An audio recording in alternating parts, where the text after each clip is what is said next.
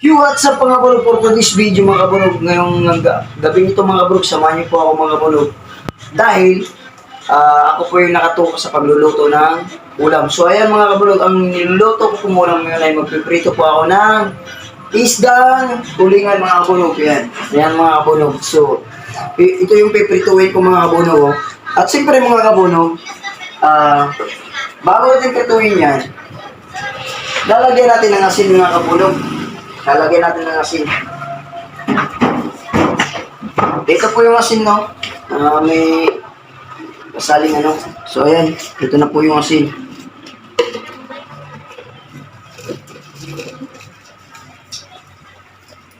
Yan. Yan mga kabunog. Lalagyan natin siya ng asin para malasa-lasa. Siyempre mga kabunog, di ba? Yan, oh. Yung mga kabunog, siguro nag-init na ako doon ng ng mantika. So siguro ano na. Tara. Ano na ako siya? Kumbaga mainit na po ang mantika. Ayan oh. Ayan ang mantika oh. Tutok mo. Tutok mo para makita ang mantika. Iyan oh. Di ba? Syempre ito na naman yung prituhin natin. So mga kabunog, takot tayo sa emergency lang. Emergency lang kasi kailangan natin ito eh. So ayan. Si tatalsi kasi itong mantika eh, kailangan to. Yan lang, ito lang yung technique niya mga medyo kapag medyo takot kayo magprito, simpre balutin mo talaga yung mukha mo kasi delikado tayo yan eh. So, ayan na, lalagyan natin. Di ba? Lalagyan ko. Ganun. Diba? Oh, yan. Diba? Oh. Lumalaban mga kabong, lumalaban.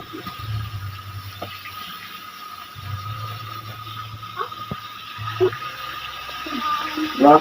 Ako siguro mga kabong, medyo takot talaga ako nitong mantika kasi tumatalsik to eh. Yan. Yan. So, ayan mga kabunog, nailagay natin yung iba. So, ating mga kabunog. Yan, napiprito na. Tutok mo. Tutok mo mismo.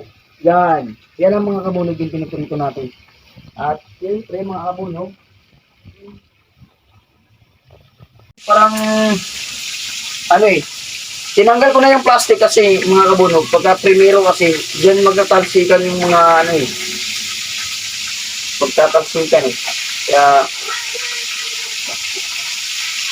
kailangan talaga kasi na may shield ka kumbaga. Kasi napakahirap din kaya yung yung magpapagaling ka ng yung sugat at paso. Tsaka ito kasi, pagdikit mismo ng mantika niya, napakasakit. Kaya kailangan natin shield. Saan yung shield na rin? Sana. Ayan. Eto na. At siyempre mga kabunog.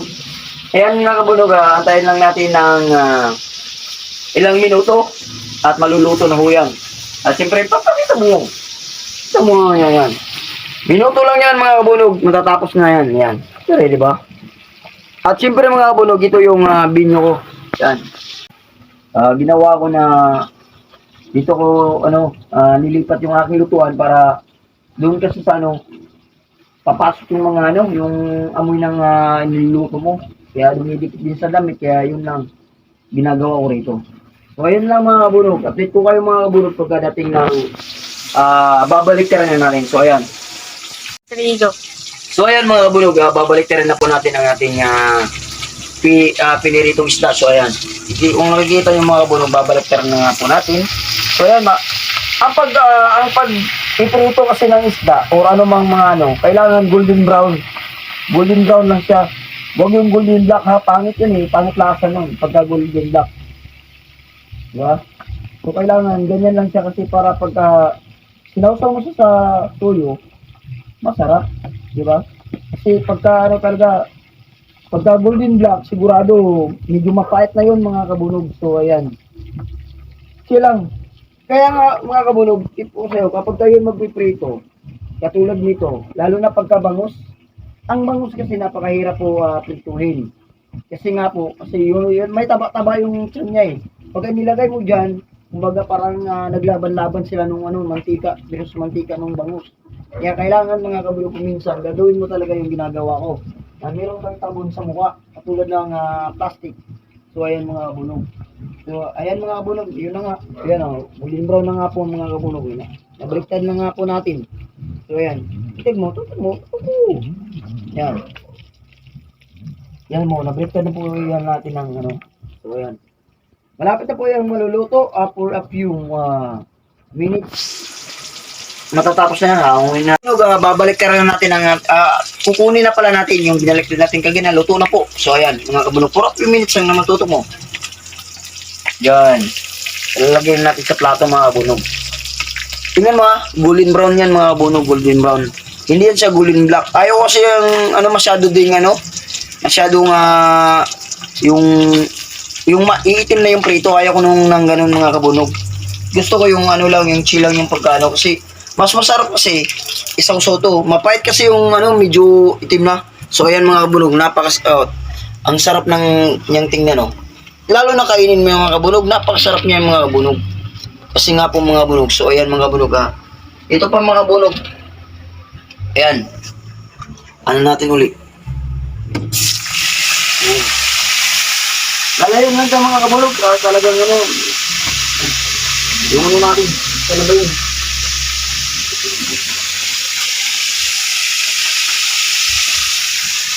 Yeah, yan lang, bilisyon natin sa mga kabulog, wala nang silsil.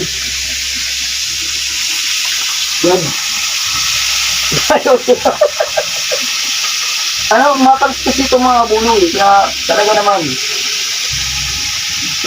Kailangan hindi natin pwedeng ilapat yung mantika ng sano kasi marag-init yan eh. Ilang degree yan eh. Kaya kailangan natin, ingatan din natin yung pangit at yung mukha. Yan mga bunog. Yan. Yan. Yan na po mga bunog. Yan. Hindi ka nakapukod yan.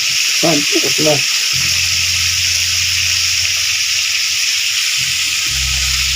Nakabili kasi ako mga kabunog ng halagang 100, dalawang piraso ng tambako.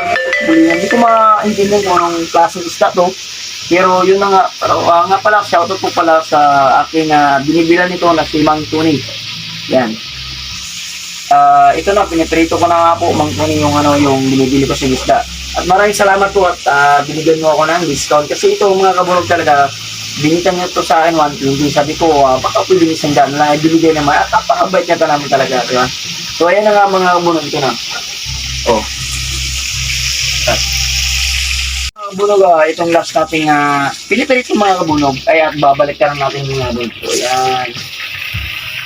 Golden brown pa rin siya. Golden brown. Ang pagpipirito, golden brown lang talaga yan. Kahit pagdating sa, lalo sa isda.